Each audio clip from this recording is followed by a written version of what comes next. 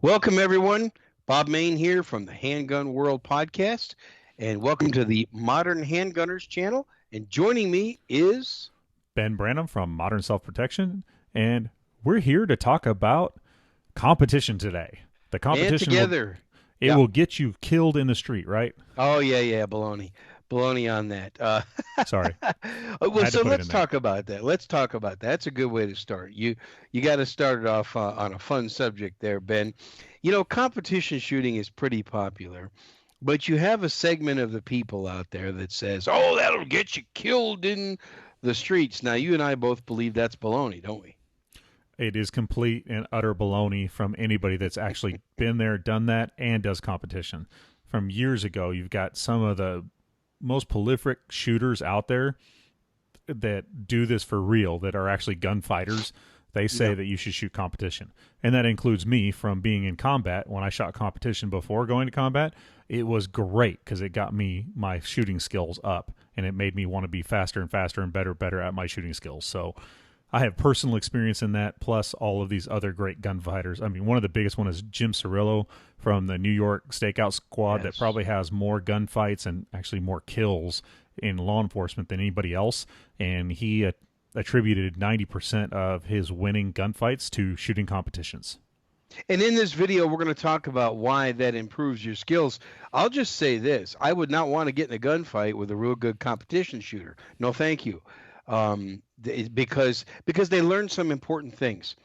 They learn competition helps you learn what I think is one of the single most valuable skills, and that is how to quickly and safely draw your gun out of your holster and put the first couple rounds on target.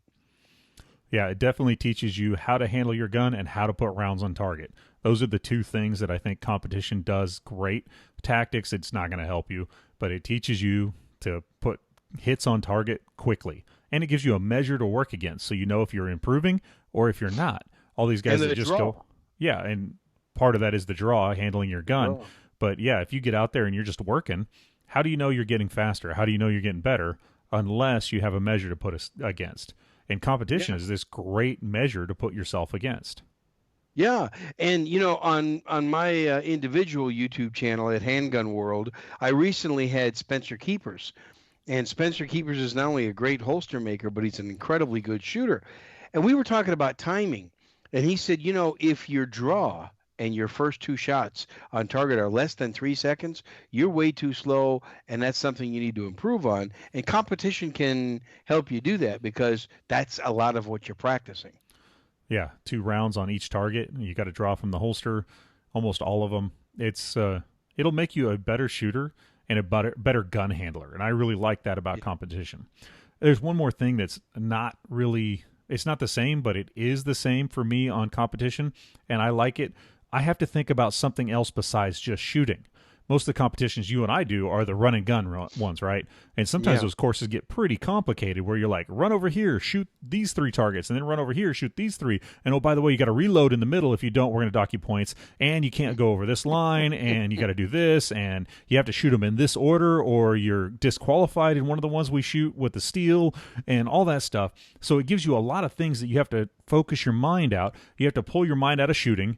You have to run around, and then you have to put your mind back into the shooting and the pressing of the trigger, and then you have to click off of that and move back to running around. So it gives you Those are something all good else. thinking skills with a gun in your hand.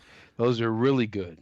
It makes you think and move and think about other things besides just shooting. If you're standing on the square range, you're not moving. You can just think about shooting. You can let everything else kind of fade away in the background. And it's one of the things I love about shooting when I go to practice is that it's this Zen thing for me, and it's really meditation for me because everything else in the world goes away, and it's just me and the target. Yeah. Well, that's great, Yeah. except for if bullets are flying in your direction, trust me, personal experience again, you're not going to be thinking Zen, breath, half out, squeeze, slow, stop, everything that you've been taught. You're thinking somebody's trying to kill me and I need to stop them right now, here in a hurry.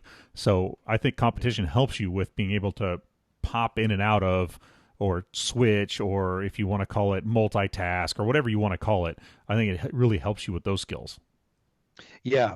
The other thing that I think competition really does, and people don't really know this, Competition shooters are some of the friendliest, nicest people. And it helps you build a camaraderie with other shooters, and it helps you learn what they do, what they think, what kind of gear they use, what kind of guns they use, and things like that. And if somebody's really seriously thinking about getting started in competition, I want to reassure you, I've been doing it since 2005. I have seen such welcoming people that we welcome new shooters, we like new shooters, we take the time to coach. You'll get a lot of that there too, won't you?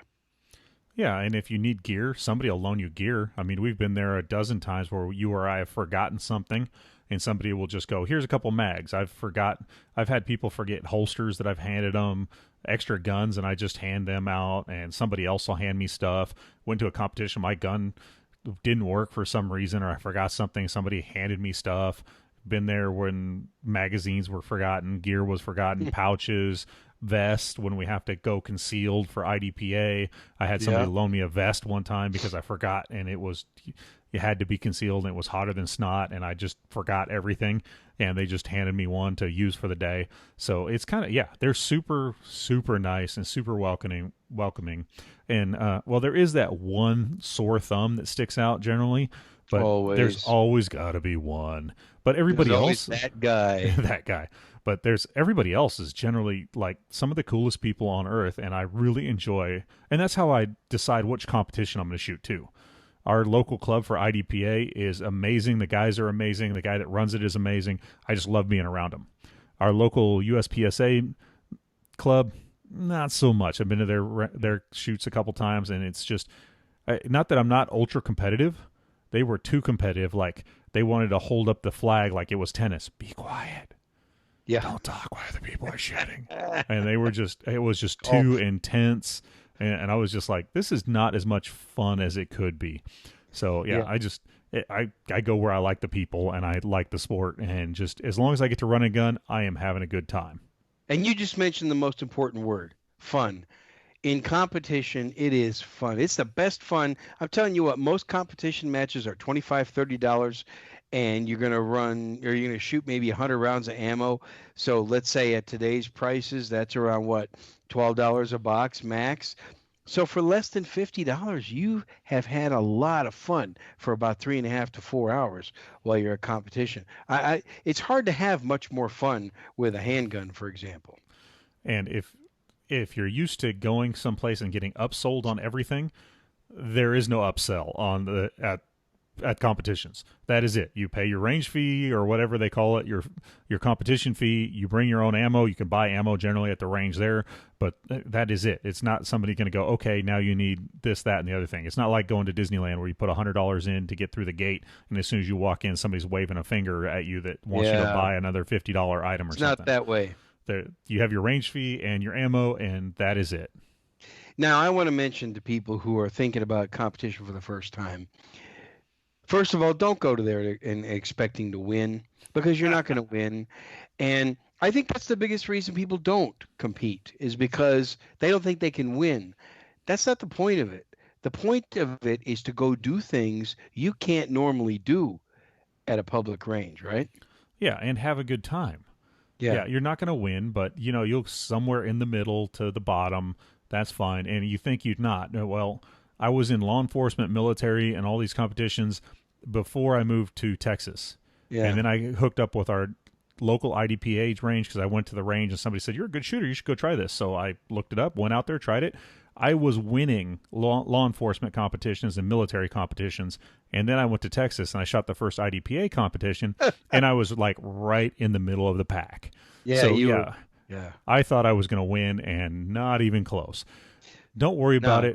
it. The only thing that's really stopping most people is their egos. And I know we've got a lot of fans out there, and I know some of them that say they're not going to shoot competition for a bunch of different reasons. And I want to be nice to them because I really love the people that listen to us.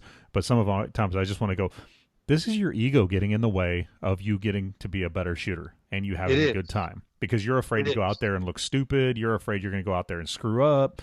You can have an accident on the range and they'll kick you off as long as it's not an unrecoverable one where you hurt yourself or somebody else. Okay, we're back, folks. We had some connection issues, but we were talking that when you go to competition matches, you're probably not going to win. And really, the most important person that you're going to compete with is yourself. You're going to go the first time, you're going to see what you can do. And then the second time you go, try to beat yourself from the first time, right? Yeah, and that's just your placing. You're going to fall somewhere in there, whatever there is, 40, 50 shooters. You're going to be, whatever, if there's 60 shooters, you might be number 40 or number 50. And then if you go back and there's 60 shooters and now you're number 45 and last time you were number 50, well, you actually improved. So you can start seeing your improvement that way. Let people there help you. And you can test out your gear. Maybe you just bought a new gun. One of the best ways to test out that new gun and maybe a new holster is to go to a competition match. It's a great place to test gear, isn't it? New holster, new mags, new mag pouches, new belts, new guns, new oils, new everything that I get that I'm going to test out. It goes straight to competitions with me to see if it breaks. And you know what? Sometimes they break. I used to run an AK forever, and I got some super high-speed, new-fangled plastic mags that were supposed to be better than P mags and everything. And I put that thing into my rifle wrong. It didn't really seat right, and then it wouldn't come out. And I'm in the middle of the competition trying to get it out, and I ended up hitting that magazine so hard that I broke the magazine to get it out. So I know that magazine was not good for me. So that's a lot of the stuff you can figure out when you're under stress and stuff, is if that magazine can go in wrong. If it can go in wrong, you're going to put it in wrong. And then if you're going to break it, trying to get it out, you're going to break it. So, yeah, I broke one of those magazines, and I went, nope, that one's trash. It's funny, I broke the plastic part that the AK clips into the magazine. I actually broke the whole backstrap of the magazine broke off, like a big 2-inch chunk, and the whole magazine was junk. It was pretty funny. Yeah. Well, remember, competition is not going to get you killed. And I think the people who say that are people who are not very good at competition. So they just kind of discount it and say, oh, it's going to get you killed. I'm not going to try that because they're not good. That's why. There's a natural tendency to want to be good. And I say when you're starting out, don't try to be good. But I think people just kind of, I think that's their excuse. It'll just get you killed, right? What do you think? I think so. Just try to be yourself. Try to get better every time. This will make you better, and it'll make you a better shooter. I can guarantee that. I could bet you all the money that I'm going to make this year.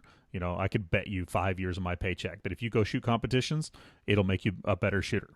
If you don't, you're going to stay where you are. You think you're the best. I mean, maybe you're a big fish in a little pond. When I was with the law enforcement stuff back in California, I was out shooting a lot of those guys. I was winning. It was easy for me. There was very few people that were competing at my level, and I was winning. And then I come out to Texas, and I see what guys were really competing at, and I was like, ooh, I could get a lot better. There's a lot of room for improvement. I realized the same thing. You think you're at the top of your game when you're in your little pond, and then you get out there and you're like, I could be better. I could do better than that. And then you get better. I'm a better shooter probably than I've ever been. So, hey, go get better, shoot some competitions, have some fun. We're going to talk about some of the gear and some of the stuff and some of the fun stuff that we use and what we do to kind of cheat. Cheat's not a good word. How about to stack the odds in our favor to win in the next episode? Okay, so that's going to be coming up in part 2. If you like this video, if you want more videos like this, first of all, subscribe to this channel. We also have a special membership site, and that membership site is called Shooters Club. And it can be found at shootersclubmembers.com. We'll put a link in the show notes for that. Shootersclubmembers.com. What can they find there? There we've got over 80 videos of how to do things in the shooting world. I can't show you how to press a trigger, or I kind of sort of could here, but we break it down. We do a 10-minute video on like how to press a trigger, like how to do your draw, advanced and beginning stuff, and we got all the way up from here's a gun, here's how it works, to us doing team tactics in there. And everything is a 10-minute lesson, so you can break it down, you can learn it, you can go practice it, and then you can come back for more. Plus, we're podcasters, so we keep putting podcasts up there, special things. We have special guests. You just had a special guest on that was a great interview, and we just keep doing more and more stuff.